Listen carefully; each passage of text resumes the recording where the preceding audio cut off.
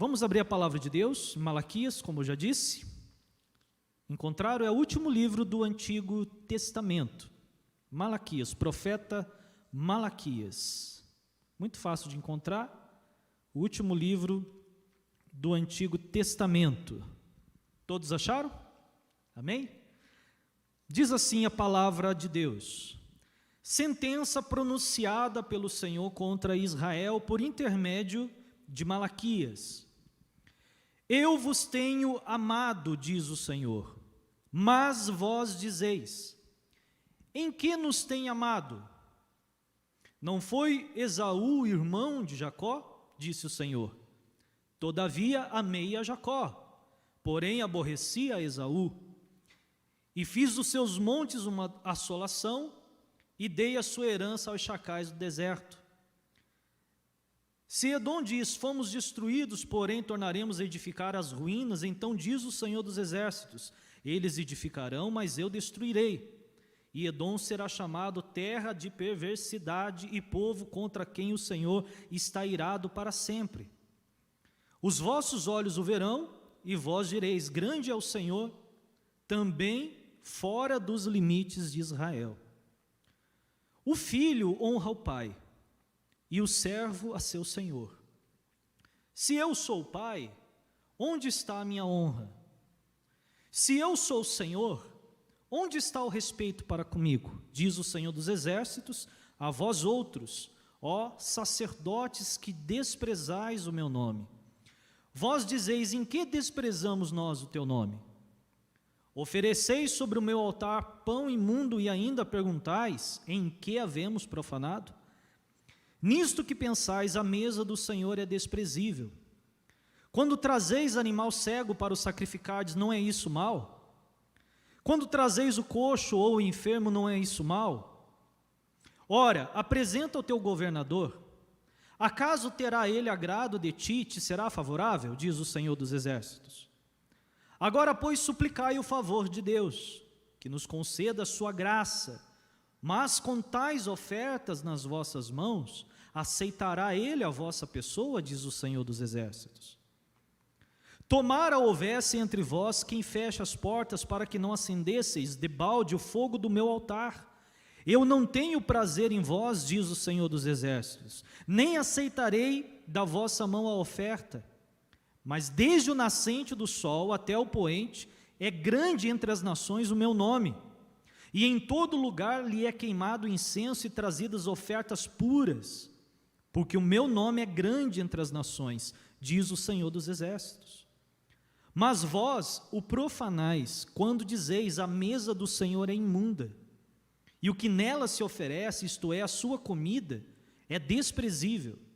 E dizeis ainda: que canseira, e me desprezais, diz o Senhor dos Exércitos. Vós ofereceis o dilacerado e o coxo e o enfermo, assim fazeis a oferta. Aceitaria isso da vossa mão, diz o Senhor? Pois maldito seja o enganador, que tendo um animal sadio em seu rebanho, promete e oferece ao Senhor um defeituoso. Porque eu sou grande rei, diz o Senhor dos Exércitos. O meu nome é terrível entre as nações. Agora, ó sacerdotes, para vós outros é este mandamento: se o não ouvirdes, e se não propuserdes no vosso coração dar honra ao meu nome, diz o Senhor dos Exércitos, enviarei sobre vós a maldição, e amaldiçoarei as vossas bênçãos. Já as tenho amaldiçoado, porque vós não propondes isso no coração, melhor dizendo. Eis que vos reprovarei a descendência, atirarei excremento ao vosso rosto, excremento dos vossos sacrifícios, e para junto destes sereis levados.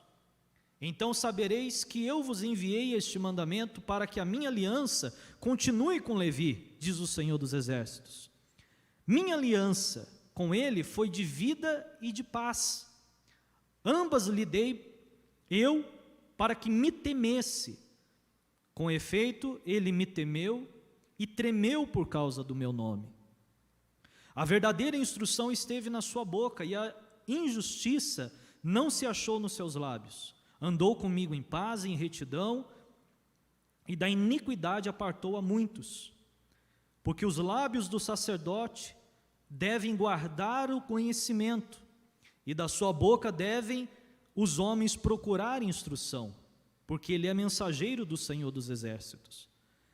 Mas vós vos tendes desviado do caminho, e por vossa instrução tendes feito tropeçar a muitos. Violastes a aliança de Levi, diz o Senhor dos Exércitos. Por isso também eu vos fiz desprezíveis e indignos diante de todo o povo, visto que não guardastes os meus caminhos e vos mostrastes parciais no aplicardes da lei. Não temos nós todos o mesmo Pai? Não nos criou o mesmo Deus? Por que seremos desleais uns para com os outros, profanando a aliança de nossos pais?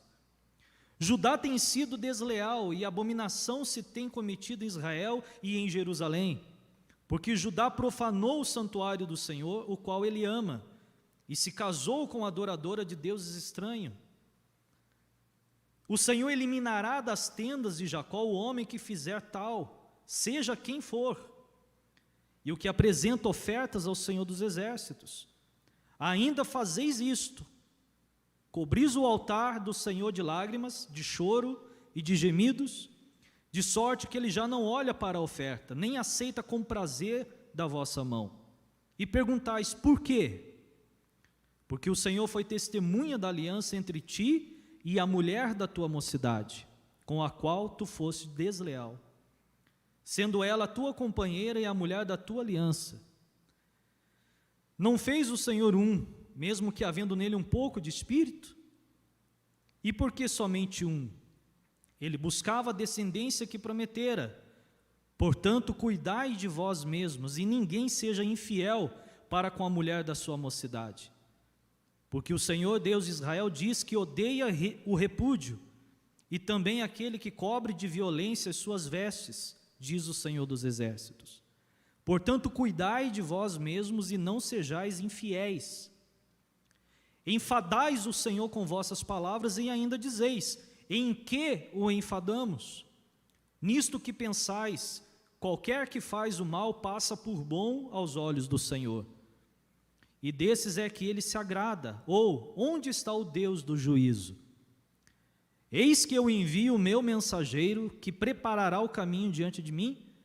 De repente virá ao seu templo o Senhor, a quem vós buscais, o anjo da aliança a quem vós desejais, e eis que ele vem, diz o Senhor dos Exércitos. Mas quem poderá suportar o dia da sua vinda?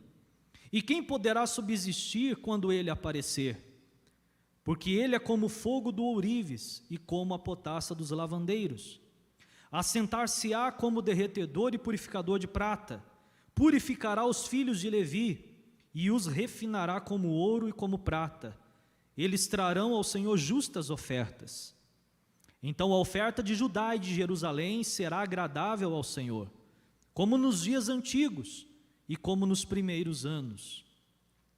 Chegar-me-ei a vós outros para juízo, serei testemunha veloz contra os feiticeiros, contra os adúlteros, contra os que juram falsamente e contra os que defraudam o salário do jornaleiro e oprimem a viúva e o órfão, e torcem o direito do estrangeiro, e não me temem, diz o Senhor dos Exércitos.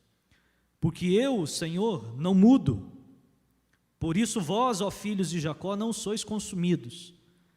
Desde os dias de vossos pais vos desviastes dos meus estatutos, e não os guardastes. Tornai-vos para mim, e eu me tornarei para vós outros, diz o Senhor dos Exércitos. Mas vós dizeis: em que havemos de tornar? Roubará o homem a Deus? Todavia vós me roubais. E dizeis: em que te roubamos? Nos dízimos e nas ofertas? Com maldição sois amaldiçoados, porque a mim me roubais, vós, a nação toda. Trazei todos os dízimos à casa do tesouro, para que haja mantimento na minha casa. E provai-me nisto, diz o Senhor dos Exércitos, se eu não vos abrir as janelas do céu e não derramar sobre vós bênçãos sem medida. Por vossa causa repreenderei o devorador, para que não vos consuma o fruto da terra. e a vossa vide no campo não será estéril, diz o Senhor dos Exércitos. Todas as nações vos chamarão felizes, porque vós sereis uma terra deleitosa, diz o Senhor dos Exércitos. As vossas palavras foram duras demais para mim, diz o Senhor. Mas vós dizeis: que temos falado contra ti? Vós dizeis: inútil é servir a Deus. Que nos aproveitou termos cuidado de guardar seus preceitos e andar de luto diante do Senhor dos Exércitos? Ora, pois, nós reputamos por felizes os soberbos. Também os que cometem impiedade prosperam. Sim, eles tentam ao Senhor e escapam. Então os que temiam ao Senhor falavam uns aos outros. O Senhor atentava e ouvia. Havia um memorial escrito diante dele para os que temem ao Senhor e para os que se lembram do seu nome. Eles serão para mim particular tesouro naquele dia que preparei, diz o Senhor dos Exércitos. Poupá-los-ei como um homem poupa seu filho que o serve. Então, vereis outra vez a diferença entre o justo e o perverso, entre o que serve a Deus e o que não serve. Pois eis que vem o dia e arde como fornalha. Todos os soberbos e todos os que cometem perversidade serão como o restolho. O dia que vem os abrasará, diz o Senhor dos Exércitos, de sorte que não lhes deixará nem raiz nem ramo. Mas para vós outros que temeis o meu nome, nascerá o sol da justiça, trazendo salvação nas suas asas. Saireis e saltareis como bezerros soltos na estrebaria. Pisareis os perversos, porque se farão cinzas debaixo das plantas de vossos pés. Naquele dia que preparei, diz o Senhor dos Exércitos. Lembrai-vos da lei de Moisés, meu servo, a qual lhe prescrevi em Horebe, para todo Israel, a saber, estatutos e juízos.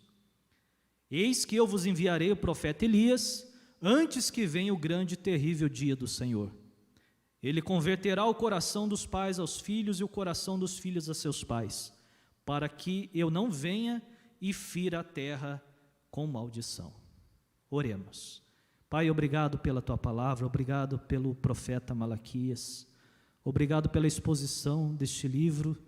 Queremos, ó Deus, entender, compreender e praticar, e termos a vida que Te agrada, a vida que honra o Teu nome. Fala ao nosso coração, que não seja o homem a falar, seja o Espírito Santo. Amém. O profeta Malaquias viveu cerca de 100 anos depois que os israelitas regressaram do exílio babilônico, e a sua mensagem foi dirigida às pessoas que estavam morando em Jerusalém já há algum tempo. O templo tinha sido reconstruído e as coisas não estavam indo bem. Quando os israelitas regressaram do exílio, as suas esperanças estavam bem altas. Eles irão regressar, reconstruir as suas vidas, reconstruir o templo, e todas as grandes promessas dos profetas se tornariam realidade. O Messias viria, estabeleceria o reino de Deus sobre Israel unificado e sobre as nações, e traria justiça e paz a todos. Mas não foi isso que aconteceu.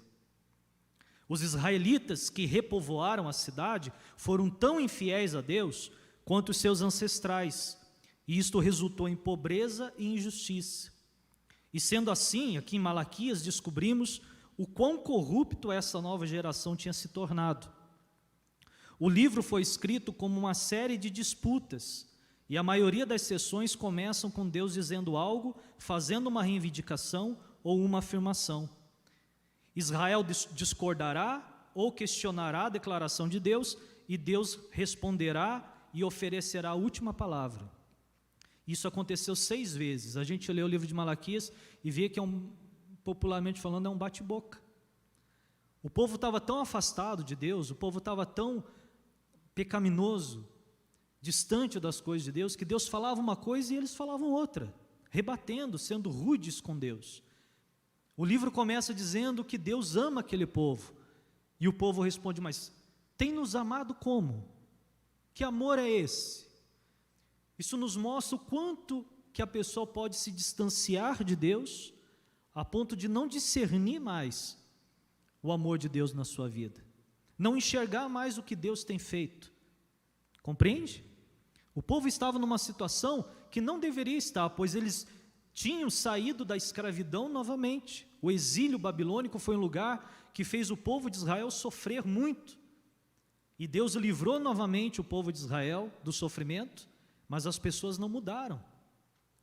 Quando Deus viu a rebeldia, o pecado novamente tomando conta dos corações, o coração duro, e Deus novamente veio ensiná-los, Deus encontrou então essa resistência, esse orgulho, esse egoísmo e muitas outras coisas erradas que nós lemos agora no livro, que estavam acontecendo naquela época.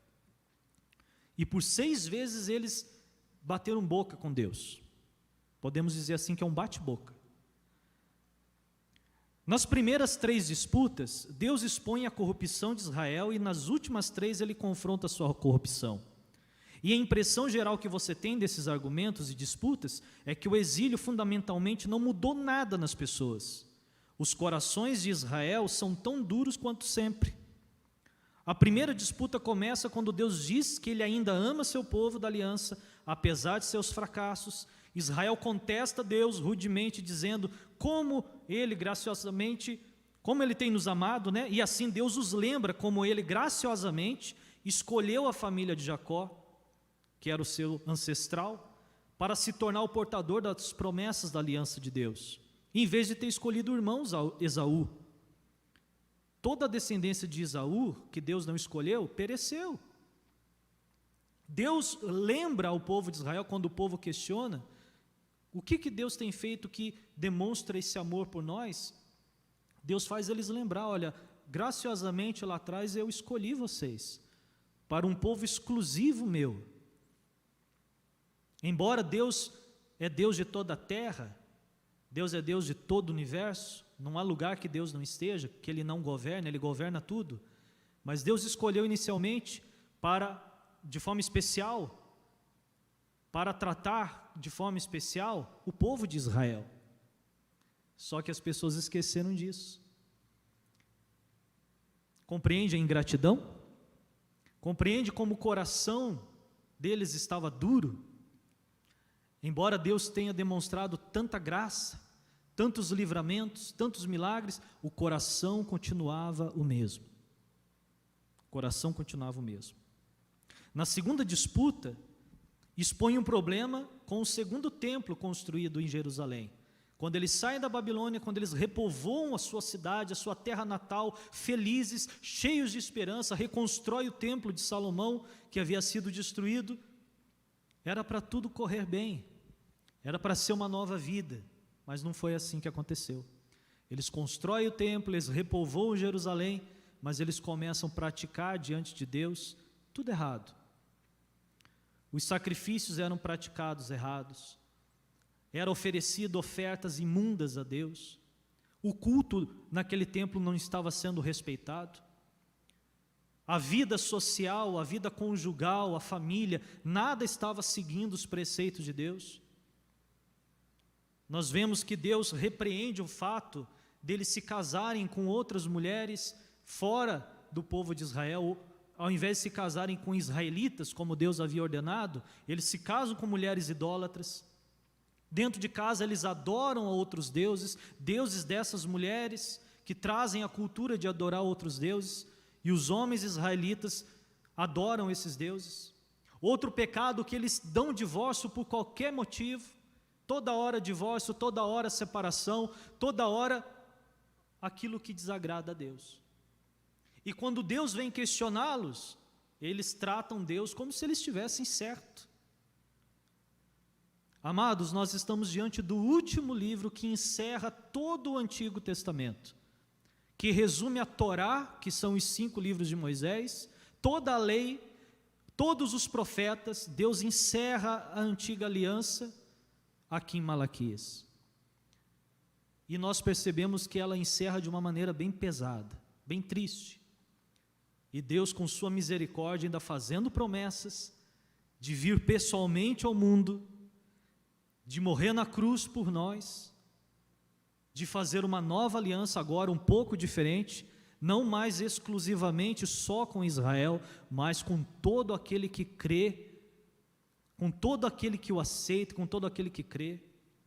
Deus, aqui em Malaquias, ele já vinha tratando o povo de maneira especial há mais de 1000 anos, desde o tempo de Moisés, libertando da escravidão do Egito, dando as leis, ensinando, guiando pelo deserto, e o povo sempre tropeçando, sempre coração duro, sempre desobedecendo a Deus. E o Antigo Testamento se encerra com essa discussão, nada semelhante aos dias de hoje, se você prestar atenção. Será que hoje tem pessoas revoltadas contra Deus? Será que hoje tem pessoas cobrando de Deus as coisas?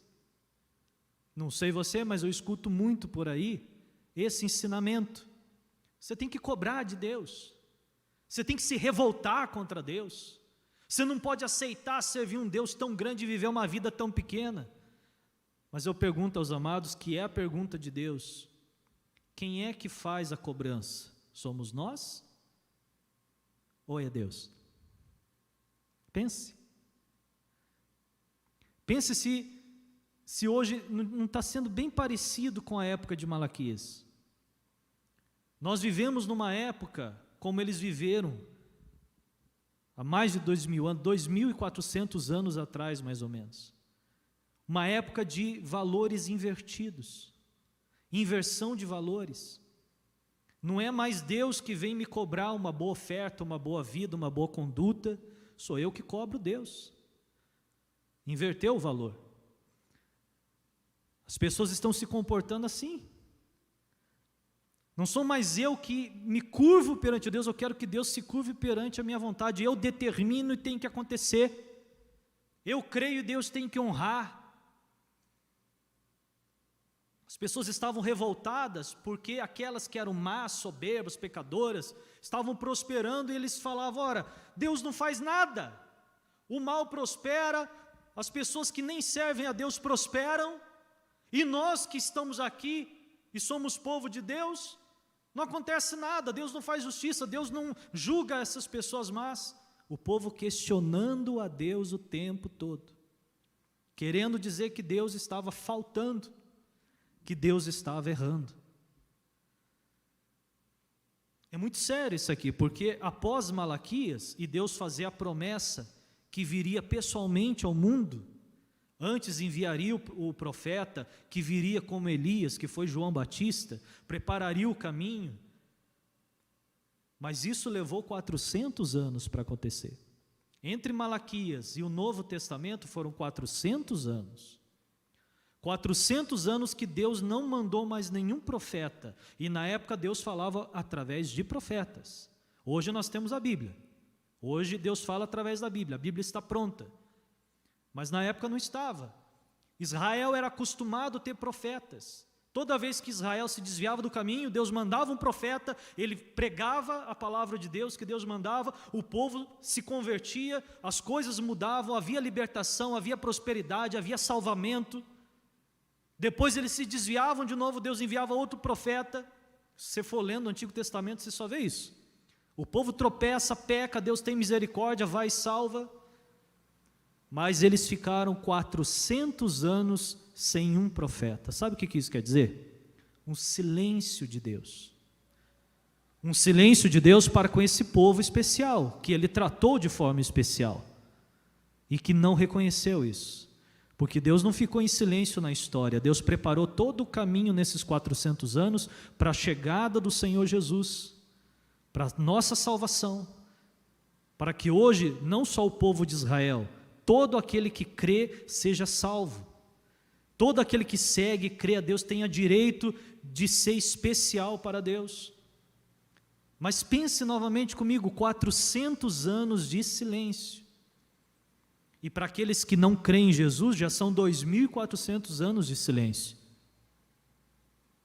Para aqueles que não aceitaram Jesus como Messias, ainda estão esperando o Messias vir, ainda estão num silêncio, porque nenhum profeta mais apareceu. O profeta não existe mais. Encerrou-se a era dos profetas, encerrou-se o Antigo Testamento. Muita coisa mudou. Com Jesus o templo se transformou em igreja. A circuncisão se transformou em batismo, a Páscoa se transformou em ceia, o sábado virou domingo. O sacerdócio, que era apenas para alguns, a Bíblia ensina no Novo Testamento que todos nós somos um sacerdote diante de Deus. E devemos exercer o nosso sacerdócio, começando pela nossa casa. Compreende? Deus fez uma nova aliança com o povo. Mas o que me chama a atenção é que mesmo esse Deus sendo tão bom, sendo misericordioso, sendo Deus soberano, que fez tudo o que tinha que ser feito para nos salvar, ainda hoje as pessoas têm um coração duro, soberbo, egoísta, falham com Deus, não se preocupam com as coisas de Deus, oferecem a má oferta diante de Deus. Na época as ofertas, o sacrifício eram animais, isso cessou também. Jesus ensina, o Novo Testamento ensina, que a nossa oferta, o nosso sacrifício hoje é a nossa vida com Deus. As contribuições com o templo continuam. Jesus recebia contribuições, e diz ainda que quem carregava a sacola das contribuições era Judas, e roubava as ofertas, né? Metia a mão na sacola e roubava. Na época de Malaquias, Deus chama a atenção dos sacerdotes que também roubavam. Não era só o povo que roubava dízimos e ofertas, os sacerdotes também. Quer dizer, estava tudo caído, tudo virado em pecado.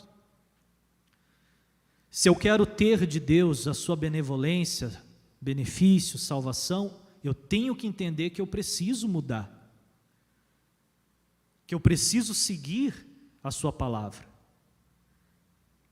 Se eu quero Deus realmente na minha vida, eu não posso pegar a Bíblia e ler um versículo. Malaquias é muito conhecido pelo capítulo 3, versículo 10, que muitos só sabem abrir a Bíblia para o povo em Malaquias 3:10, porque fala diretamente do dízimo, mas pregam distorcidamente, porque Deus não está cobrando só o dízimo, está cobrando fidelidade no casamento, está cobrando uma vida direita diante dele, está cobrando um culto direito diante dele, está cobrando uma conduta, está cobrando adoração, está cobrando respeito. Se eu sou o Senhor, onde está o respeito para comigo?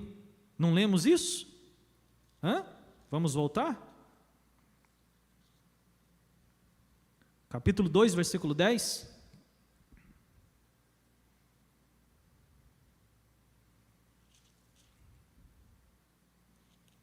Deixa eu ver se eu não me perdi. É isso mesmo? Se eu sou o Senhor, onde está o respeito para comigo?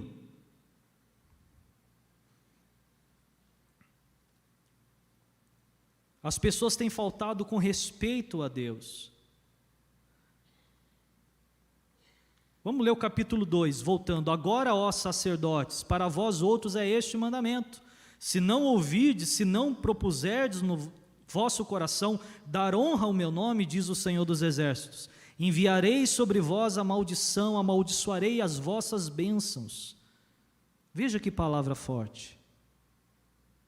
Amaldiçoarei as vossas bênçãos. Que coisa! Veja como Deus, Ele deseja o bem para as pessoas, mas as pessoas não entendem que devem cumprir o que Deus está pedindo, que devem oferecer suas vidas em sacrifício vivo, o culto agradável a Deus, que muitas das vezes é falado aqui no púlpito. Às vezes a pessoa liga e pergunta: pastor, domingo vai ter culto? O pastor Dinaldo sempre conta isso, né? Estou contando o que ele conta. E a pessoa pergunta: pastor, vai ter culto domingo? Lógico que sim. Ainda que a igreja esteja fechada, nós estamos aqui cultuando. Meses atrás tivemos que fechar a igreja, estava o pastor Dinaldo, eu, o pastor Léo, e a gente aqui cultuando a Deus, transmitindo online, porque não podia abrir a igreja fechou, mas o culto não para. E as pessoas cultuavam em casa, ligadas com Deus, interessadas, com a Bíblia aberta dentro de casa, sentada com os filhos. Reúne a família, senta aqui, para tudo, vamos cultuar a Deus. Aí não podemos estar na igreja, no nosso templo, por causa da pandemia, mas vamos cultuar aqui em casa, vamos oferecer a Deus o nosso culto aqui. O culto vai ter. E às vezes a pessoa pergunta: pastor, o culto será normal domingo? Aí você já sabe o que o pastor Edinaldo responde, né? Não, vai ter o Batman, vai ter o Homem-Aranha, vai... Porque as pessoas estão assim hoje em dia. Se é o culto normal, eu nem vou. Queria algo mais, né? Cheio de alegorias, gritarias, um cantor especial, alguém... Querem um culto agradável, mas não querem oferecer um culto agradável a Deus. Muitos hoje procuram a igreja como se procura um restaurante. Chega na igreja, eu quero olhar o menu. Eu preciso olhar o menu. E alguém oferece o menu da igreja para a pessoa, igual num restaurante. E a pessoa olha o menu, segunda-feira, segunda-feira, tem umas orações aqui que vai me fazer ganhar dinheiro. Eu vou prosperar. Terça-feira é para quem quer se livrar do olho grande, né? Ou quarta-feira é estudo bíblico, já não me interessa muito. Ou quinta-feira é para a família. Querem igreja assim? Querem que o culto seja para servi-los. Não estou dizendo que é errado a gente orar e pedir a libertação e orar pela família, mas o culto precisa obedecer à palavra de Deus. Amém? Não é o que as pessoas estão buscando hoje. Querem benefícios, querem cura, querem libertação, querem milagre. Nunca se fartam, cobram de Deus, querem Deus toda hora, fazendo milagres, mas não querem comunhão com Deus. Qual o menu aqui na igreja? Olha, segunda-feira a gente tem culto. Mas de quê? Culto. E quarta, temos culto. E sexta, culto com os adolescentes.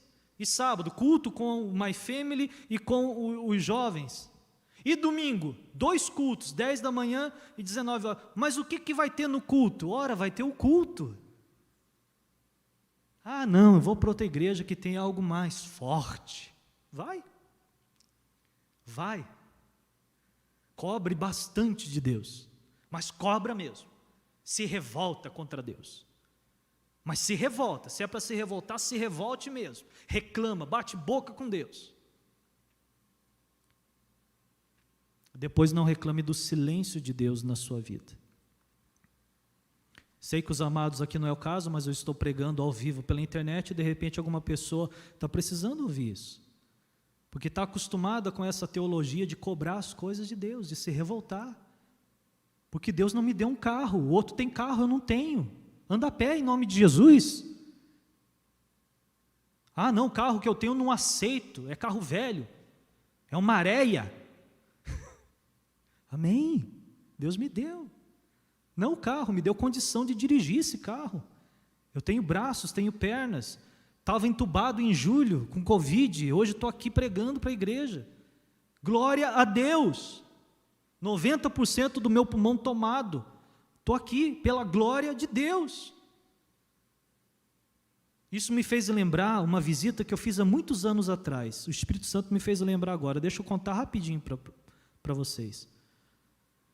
Eu visitei um senhor, muitos anos atrás, na cidade perto de Londrina, que eu esqueci o nome.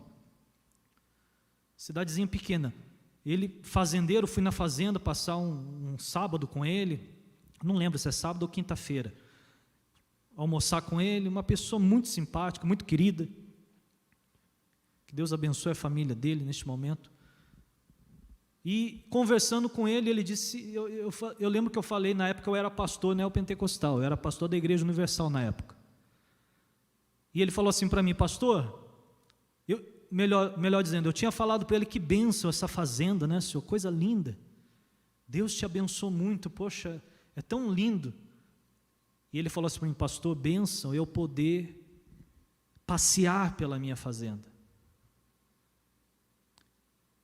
Falei, bênção não é eu ter o carro, é eu poder dirigir o carro que eu tenho. Bênção não é eu ter um casamento, porque na época de Malaquias, como hoje, muitos se casam, não estão nem aí se estão agradando a Deus com aquela união, não oram antes de casar, não ponham diante de Deus, não escolhem a pessoa segundo a vontade de Deus, não vê se a pessoa teme a Deus antes de se casar, casam, depois a gente vê, depois Deus vai abençoar. Na época de Malaquias, mesma coisa, casavam errado, viviam errado. E ele falou assim para mim, bênção não é casar, não é ter família, bênção é eu poder brincar com meu filho. Bênção é eu poder sentar à mesa e poder almoçar com a minha família, jantar com a minha família, lanchar com a minha família, passear com a minha família, rir, dar risada, se abraçarem, fazer um churrasco. Isso é bênção, eu poder fazer isso. E por que ele me dizia isso? Porque ele tinha sofrido um AVC e mal podia falar, estava na cama. Há muito tempo, não podia mais se mexer. E ele falou com as dificuldades, e ele falou: bênção, pastor, que na época eu era pastor, já falei. Bênção é eu poder falar. Bênção não é ter fazenda, não é ter casa. A casa pode ser alvenaria, pode ser madeira, pode ser o que for. Bênção não é isso. Bênção é poder desfrutar daquilo que a gente tem. Mas hoje os valores, até dentro de muitas igrejas, são invertidos. Bênção é ter uma casa. E a pessoa até passa diante de uma casa: eu determino em nome de Jesus que eu vou ter uma casa igual aquela. Mas não sabe como vive aquelas pessoas dentro daquela casa. Um dia vai ter uma casa igual aquela. O meu conselho é que você não determine nada. O meu conselho é o conselho da Bíblia: reconheça os pecados, reconheçamos, estou falando para mim também, reconheçamos os nossos erros, nossos pecados, nossas faltas com Deus, buscamos o arrependimento, o conserto com Deus, abracemos esse Deus, porque Ele sim sabe qual é o melhor para a nossa vida. Seja feita a vontade dEle. É claro que eu posso desejar, posso trabalhar, posso conquistar, mas tudo para honrar a Deus. Amém? Nessa hora que a gente diz amém. Porque esse senhor falou para mim: hoje eu enxergo o valor de caminhar, de falar, de poder dirigir, de poder cuidar da minha propriedade. Nada disso tem valor se eu não tiver saúde, se Deus não guardar a minha saúde. E quantas vezes alertaram para eu cuidar da saúde, quantas vezes eu fui evangelizado para ir para a igreja, para servir a Deus. Quem dera hoje eu pudesse estar servindo a Deus, ele falou para mim. Quase um ano após essa visita ele faleceu, já há muitos anos atrás. E eu não esqueci, e lembrei agora para juntar aqui na pregação e a gente fazer essa reflexão. Amém, igreja? Vamos ficar de pé? Vamos fazer uma oração e vamos encerrar a pregação ou encerrar o nosso culto nessa fé? Muitos têm dado dízimo para Deus e muitos têm aprendido: dá o dízimo que Deus é obrigado a te abençoar. Não. Deus já te abençoou, por isso que você dá o dízimo. Mas fique tranquilo, Ele vai abençoar. Ele mostrou aqui em Malaquias que o desejo dele é prosperar sim, abençoar. Ele não tem prazer na pobreza, na miséria, Deus não tem. Mas o livro não fala só de dízimo. E quando fala de dízimo, já falou de muita outra coisa. O livro está tratando de um povo de coração duro, rebelado contra Deus, revoltado contra Deus. Quando você traz o seu dízimo, a sua oferta na igreja, não é para cobrar nada de Deus, é para agradecer. É para oferecer o seu dízimo, a sua oferta em gratidão, porque Deus lhe deu e você está podendo tirar o dízimo. Tudo vem de Deus. E muitos ensinam por aí: dá o dízimo que Deus é obrigado, dá o dízimo dobrado, dá 20%, que o teu salário vai dobrar, Deus é obrigado a dobrar o teu salário.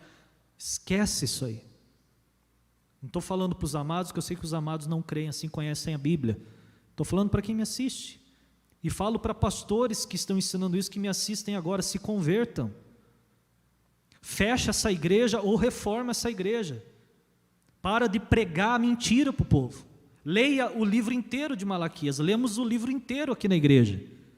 Não fomos em versículos isolados para distorcer a mensagem e enganar as pessoas. Lemos o livro todo nessa noite. Quem nunca leu um livro todo da Bíblia já pode sair alegre, né? Quem esteve quarta-feira passada, nós lemos o livro todo de Jonas. Agora já são 2 livros inteiros que alguns leram na igreja. Que bênção! Há um contexto de cobrança de Deus, de perdão de Deus, de misericórdia de Deus, de promessas de Deus. Deus pede para o povo em Malaquias lembrar das leis de Moisés, mostrando olha a minha palavra que eu já escrevi até hoje. Veja o que eu fiz no passado. Tenho esperança e fé para o futuro. E hoje não é diferente. Olhamos para o passado para termos fé no mesmo Deus, da época de Malaquias, da época de Moisés, da época de Jesus, da época de 500 anos atrás, da Reforma, de Lutero, de Calvino, de todos. É o mesmo Deus. É o mesmo Deus. Capítulo 3, versículo 6, só para encerrar. Porque eu sou o Senhor, não mudo. Deus não muda. Nós é que mudamos. Nós é que, ao olharmos para a nossa vida, estamos insatisfeitos. Por que insatisfeito? Será que é preciso eu estar numa cama, sem poder me mexer, para daí eu dizer como eu era abençoado? Um monte de gente insatisfeita na igreja. Ah, não estou satisfeito com o louvor, não estou satisfeito com o pastor, não estou satisfeito com o evangelista, não estou satisfeito com a poltrona, com o ar-condicionado, não estou satisfeito, Deus tem... Tudo reclama. Não temos do que reclamar.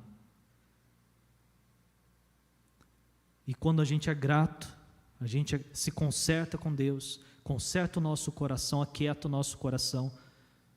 É Deus que chega para mim, me mostra o menu do que você tem a me oferecer.